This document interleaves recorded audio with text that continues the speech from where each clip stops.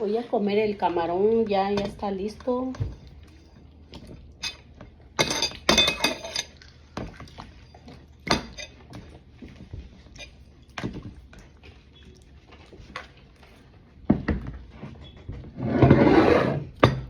Le echo poquito salsita para que esté picoso, una tostadita.